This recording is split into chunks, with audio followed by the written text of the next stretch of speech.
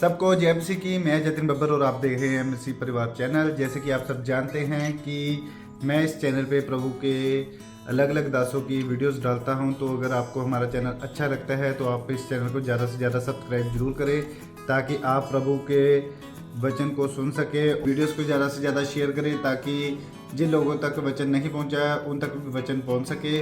सबको जय मसीह की। एक बार मैं आपसे दोबारा कहूँगा कि इस चैनल को सब्सक्राइब जरूर करें और वीडियोस को ज़्यादा से ज़्यादा शेयर करें। जय मसीह की। हाथों को उठाओ, बोलो आज जितना वचन मैं सुनूं, पवित्र आत्मा के कार्य देखूं, उनसे मैं आशीषित हूं, मेरी जिंदगी सेम न रहे। उठाओ अपने हाथों को, मांगो। प्रभु यीशु मसीह के सामर्थ्य नाम में हम मांगते हैं। एक वचन बाइबल में लिखा है, बाइबल में लिखा, इसहाक की माता की मृत्यु के बाद इसहाक की पत्नी के द्वारा परमेश्वर ने उसको शांति दी। आपकी लाइफ में मैं खुदावंद की चीजों को एंट्री करता हुआ देख रहा हूं।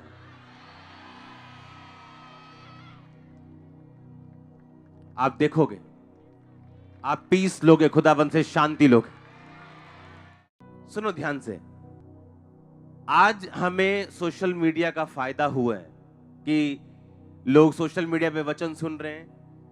पहले सिर्फ टीवी से लोगों के पास पहुंचा जाता था, अब सोशल मीडिया से तरह तरह से हम उनके पास पहुंचते हैं। लेकिन सोशल मीडिया से एक नुकसान हुआ है, वो स्पिरिचुअलिटी का नुकसान।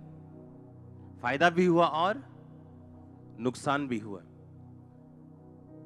आपको आज प्रेयर में जाना है कि परमेश्वर, होली स्पिरिट मेरी लाइफ में ओवरटेक करे और हर वो चीज जो शैतानी और शारीरिक है, बाय फायर उसे खत्म कर, जबरदस्ती उसे खत्म कर, कोई कारण बना उसे फिनिश कर।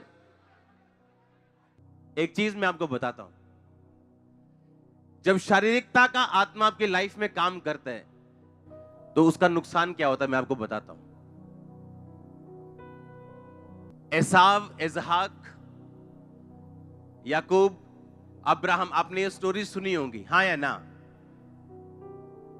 अपने हाथों को उठाओ। सबसे पहले बोलो, होली स्पिरिट अपनी मर्जी मुझ पे जाहिर कर, मुझे आत्माओं की परख दे, ताकि मैं शैतान के धोखे में ना आ सकूं। मुझे शारीरिकता से बाहर निकाल, ताकि मेरा फ्यूचर आपके हाथों में सेफ रह सके। प्रभु यीशु मसीह के सामर्थ्य नाम में हम मांगते हैं। मैंने आपको क्यों बोला आपके आप शारीरिकता की आत्मा के आप खिलाफ प्रार्थना कर सके? एक इंसिडेंट मैं आपको अपनी लाइफ का बताता हूं, आंखें खोल के सुनो। एक लड़की थी जो मेरे लिए प्रार्थना करती थी कि मेरी इसके साथ शादी हो जाए, और 40 रोजे उसने मेरे ख्याल में 10 बार रखे होंगे मेरे लिए कि मेरी इस से शादी हो जाए। वो लड़की प्रार्थना करती थी और रोजे रखती थी। कोई पाप नहीं जिंदगी में, एक ही प्रार्थना थी, और जितनी वो प्रार्थना करती थी उतनी नफरत इंसान से नहीं, उस लड़की के लिए, शादी के लिए मेरे मन में पैदा होती थी।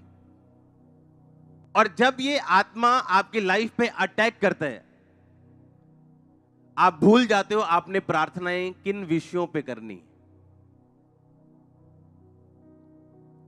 आप मेरी बात समझ रहे हो कि नहीं?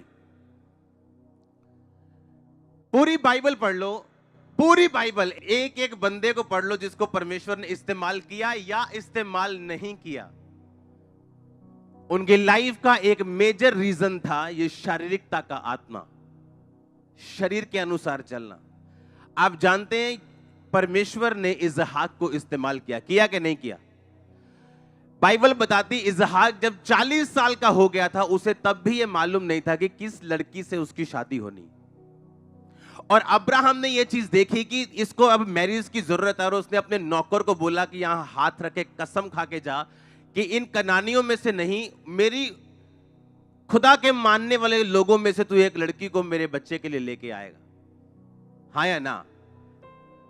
और बाइबल कहती जब वो लेने गया तो रिबिका को जब लेके आया तो इसहाक को बोला गया कि ये लड़की का नाम रिबिका है और ये परमेश्वर ने तेरे लिए भेजी है, और उसने एक्सेप्ट किया और उससे शादी की और परमेश्वर की आज्ञाओं में बना रहा। और परमेश्वर अभी भी उसको बोलता है अब्राहम, इसहाक, याकूब का परमेश्वर। याकूब क्यों, एसाव क्यों नहीं? एसाव भी तो इसहाक का ही बेटा था ना, तो परमेश्वर ऐसा क्यों नहीं कहता अब्राहम, इसहाक, एसाव और याकूब का परमेश्वर? बाइबल बताती एसाव शारीरिकता के नीचे चला और जो लड़कियां परमेश्वर को बुरी लगती थी, कनानी लड़कियां, उनसे एसाव ने शादी की क्योंकि वो देखने में सुंदर थी। बाइबल का हर मेजर इजरायली राजा इसलिए परमेश्वर के खिलाफ चला क्योंकि उसकी जो पत्नी थी वो मूर्ति पूजक थी और खुदा को मानने वाली नहीं थी। हजारों राजे इसलिए गिर गए क्योंकि मैरिज चुनने में उन्होंने शारीरिकता का इस्तेमाल किया, आत्माओं की परख का इस्तेमाल नहीं किया। आप मेरी बात समझ रहे कि नहीं? आज हम शादी कैसे करते हैं? तेरी कास्ट क्या है, मेरी कास्ट ये है, कमाता कितना है, खाता कितना है, जाता किधर है। देखो, मैं नहीं कह रहा कि एक अमीर बंदा गरीब से शादी कर ले, नो, गरीब बंदा पैसों से नहीं गरीब। आज एक गरीब अगर विजन के साथ खड़ा है, कल को अमीर हो जाएगा वो। सुनो, गरीब कौन है? गरीब वो है जो विजन का गरीब है, दिमाग का गरीब है। आज एक गरीब वो है जो कह रहा है कि मैंने अपनी लाइफ को सेट करना है, मैंने दुबई जाऊंगा, मैं जाना कनाडा चाहता हूं, लेकिन दुबई जाने के भी पैसे नहीं है, इसको पैसा इकट्ठा करने के लिए मैं रिक्शा चलाऊंगा। रिक्शा भी नहीं है, 20 रुपए किराए पे ले लूंगा। ऑटो नहीं है, 200 रुपए किराए पे ले लूंगा, पैसा जोड़ूंगा, दुबई जाऊंगा, उसके बाद कनाडा जाऊंगा। ये बंदा गरीब नहीं, इससे हम शादी कर सकते हैं। गरीब कौन है? जो उसी लेवल पे रह रहा है और बोल रहा है कि नहीं, मैं आगे नहीं जाना चाहता, वो गरीब है। उससे आप डिसीजन ले सकते हो कि मैंने जाना है आगे कि नहीं जाना। मेरी बात समझ रहे कि नहीं? और जब डिसीजन लेने में गलती होती, और मैंने बहुत से लोगों को सेवकाई से उड़ते हुए देखा है सिर्फ इस डिसीजन के कारण। जब आत्मिक परख आपको हो जाती है, क्योंकि 2 हफ्तों से मैं आत्मिक परख की बात कर रहा हूं, हाँ या ना? उससे पिछले संडे हम गैर भाषा की बात कर रहे थे। अगर गैर भाषा आपके पास है, आप सब कुछ वापस लेके आ सकते हो। जो शैतान ने आपसे छीना, आप उसे वापस लेके आ सकते हो। हाँ, गैर भाषा की हमने बात की, हमने की या नहीं की? कि गैर भाषा जब प्रकट होगी, न्याय प्रकट होगा, हमने बात की। और गैर भाषा आपके लिए क्या है? एक हथियार है। बैठ जाओ। क्या है? एक, बोलो अपने पड़ोसियों, गैर भाषा क्या है? गैर भाषा एक हथियार है। तो आत्माओं की परख भी क्या है? एक। और अगर ये हथियार आपकी लाइफ में नहीं होंगे तो आप बेचारे क्रिश्चियंस होंगे जिनको कुछ भी समझ नहीं है। जिस दिन हमारी एंगेजमेंट थी, उस दिन ये पूछ रही थी आपको पता है मेरी कास्ट क्या है? मैं कहा नहीं, मेरे को पता नहीं क्या है, क्योंकि हम पहले कभी मिले नहीं थे, कभी बात नहीं की। 5 जनवरी को मेरे को मालूम नहीं था कि मेरी मैरिज होनी कब होनी। इतना मालूम था कि परमेश्वर ने कहा था अपने दास से कि अब तुझे आगे बढ़ना चाहिए। मुझे ऐसा लगता था मैरिज रुकावट ना हो मिनिस्ट्री में, लेकिन परमेश्वर ने कहा नहीं, मैरिज के बाद मैं तेरी मिनिस्ट्री इंक्रीज करूंगा, बढ़ाऊंगा। तो मैं तैयार था। हाँ, तो जब हम बात कर रहे थे एंगेजमेंट के बाद, एंगेजमेंट होने के बाद, ये बोल रहे थे आपको पता है मेरी कास्ट क्या है? मैं कहा नहीं, मेरे को नहीं पता। जब परमेश्वर आपको मिलाए, आपको किसी चीज को पूछने की जरूरत नहीं। पर इतना हियाव उस बंदे के अंदर हो सकता है जो शारीरिकता के अनुसार ना चलता हो। आप जानते, थाउजेंड्स अच्छे रिश्ते आज चर्च मिस कर चुकी है, ये कास्ट मिलाने के चक्कर में, पैसा मिलाने के चक्कर में, उम्र मिलाने के चक्कर में। थाउजेंड्स रिबिका आप गवा चुके हो, थाउजेंड्स इसहाक आप गवा चुके हो, उम्र मिलाने के चक्कर में, कास्ट मिलाने के चक्कर में, हैसियत मिलाने के चक्कर में। और इसीलिए मैं कहा, अगर होली स्पिरिट आपकी लाइफ में हो, आप आंखों के अनुसार नहीं चलोगे कि ये सुंदर है, ये स्मार्ट है। नो, आप कास्ट के हिसाब से नहीं चलोगे, आप चीजों के हिसाब से नहीं चलोगे। आप इमेजिन करो, एंगेजमेंट के बाद जब मैरिज होने वाली, हम अपनी कास्ट डिस्कस कर रहे हैं। वो बोल रही मैं आज धर्मी हूं, मैं बोल रहा हूं हम तो इधर के हैं। हाँ, मैरिज होने टाइम क्रिश्चियंस लोग इसलिए नहीं सफर कर रहे क्योंकि वो शैतान उनके पीछे, वो इसलिए सफर कर रहे हैं क्योंकि बिना हथियारों के और बिना आत्मिक जिंदगियों के। हालेलुया। इमेजिन करो, जिस लड़के ने प्रार्थना की होगी 40 रोजे 10 बार रख के, परमेश्वर ने उसको शर्मिंदा किया। क्योंकि जब आप शरीर के पीछे चलेंगे, शर्मिंदगी आपके पीछे खड़ी होगी। उसने कहा मांगो तो दिया। बाइबल कहती इजरायलियों ने जब मांस मांगा कुड़कुड़ा के, परमेश्वर ने मांस तो दिया पर प्राणों को सुखा दिया। मुझे कनाडा जाना है, प्रभु कहता है मेरी इच्छा नहीं है, मुझे फिर भी जाना है। आप जाओगे कनाडा और पहुंच भी जाओगे, और उसके आगे का रिजल्ट मैं आपको बताना नहीं चाहता। जब आप शारीरिकता के पीछे भागेंगे तो कुछ ना कुछ तो बैड न्यूज फॉलो करेगी, और जब आप प्रेयरफुल होंगे और होलीनेस में होंगे और स्पिरिट में होंगे तो गुड न्यूज आपको फॉलो करेंगी। कोई उन्हें ब्लॉक नहीं कर सकता आपकी लाइफ में। इसलिए मैंने कहा स्पिरिचुअल ना होना घाटे का सौदा है। शैतान कुछ भी मीठा दे दे वो भी घाटे का ही सौदा है, और यीशु मसीह जितनी मर्जी कड़वाहट दे दे वो बाद में मिठास में बदल जाएगी। और उसकी कड़वाहट 2 महीनों की होगी और मिठास 200 साल की होगी।